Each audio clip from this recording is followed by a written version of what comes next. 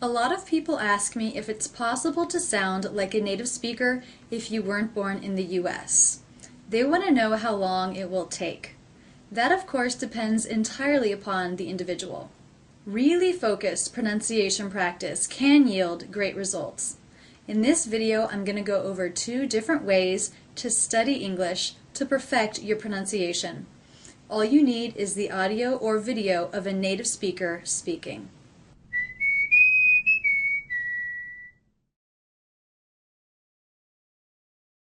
First, we're going to do a Ben Franklin exercise.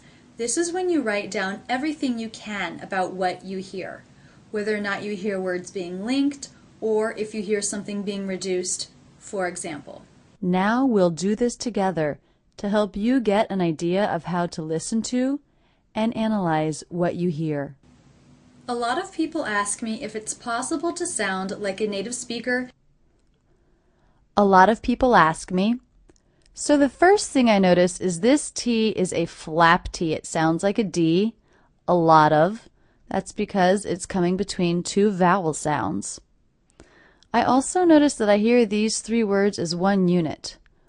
A lot of, with the stress happening on the middle word. A lot of. A lot of people ask me. I also notice that this word ends in a consonant, this word begins with a vowel, there's no punctuation in between. A lot of people ask, and I do hear that L as really linking to the beginning vowel sound. People ask. Another thing you'll want to note as you listen is any sounds that you know are difficult for you. For example, many of my students have problems integrating the ah sound into their speech.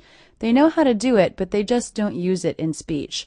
So I would definitely, if I was one of them, mark this ah vowel so that I'll be sure to note it. And then we'll hopefully begin to integrate ah into my speech when I see this word ask. A lot of people ask me. Let's keep going. A lot of people ask me if it's possible to sound like a native speaker. If it's possible to sound. If it's possible to sound. So I notice the stress here. Possible. First syllable is stress. To sound. I notice that has stress too. If it's possible to sound. The word to is definitely reduced to the schwa, so I may mark that, so I don't forget to reduce it. Possible to sound. If it's. Here's another case where one word ends in a consonant sound, the next word begins with a vowel sound. If it's, and I do definitely hear those connecting together. If it's possible to sound. A lot of people ask me if it's possible to sound like a native speaker. Like a native speaker? I notice my voice goes up at the end here. Speaker. That's because the sentence isn't over. The next word is if. I also notice the stress is big, small. Big, small. Big, small. Like a native speaker. Like a native speaker. Also, again here we have ending consonant sound, beginning vowel sound, like a. I hear the K linking to the schwa, like a. Like a native speaker. Native. I hear this T as a D, because again it's a T coming between 2 vowel sounds, will be a flap T, sounds like a D. Like a native speaker. In the entire sentence, I don't hear any gaps or pauses between words, so in some cases there's a very obvious link, like when one word ends with a consonant and the next word begins with a vowel. But even when there's not a very obvious linking sound, there's never a gap between the words. A lot of people ask me if it's possible to sound like a native speaker. We've been working for several minutes, and here we are only halfway through one sentence. This is just an example of how you might take notes from the audio or video clip of your choice.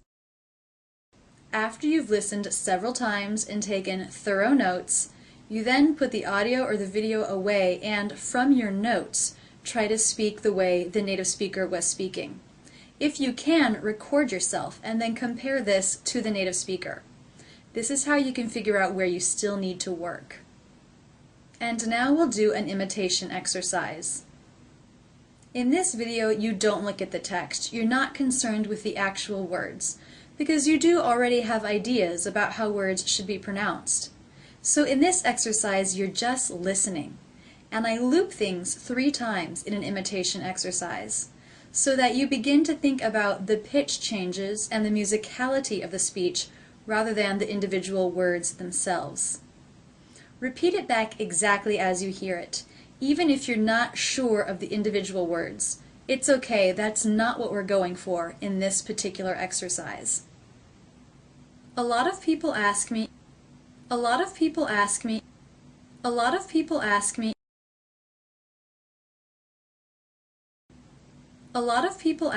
if it's possible to sound like a native speaker, if it's possible to sound like a native speaker, if it's possible to sound like a native speaker,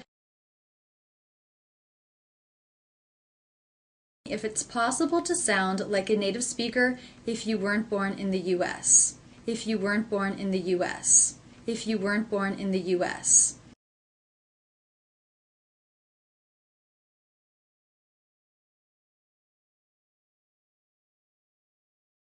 Because of the internet, there really is an endless supply of audio and video where English is being spoken by native speakers.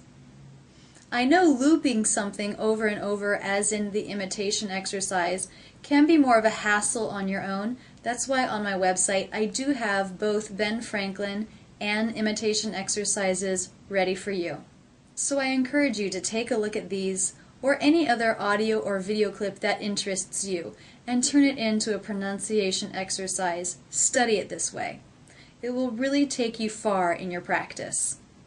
That's it, and thanks so much for using Rachel's English.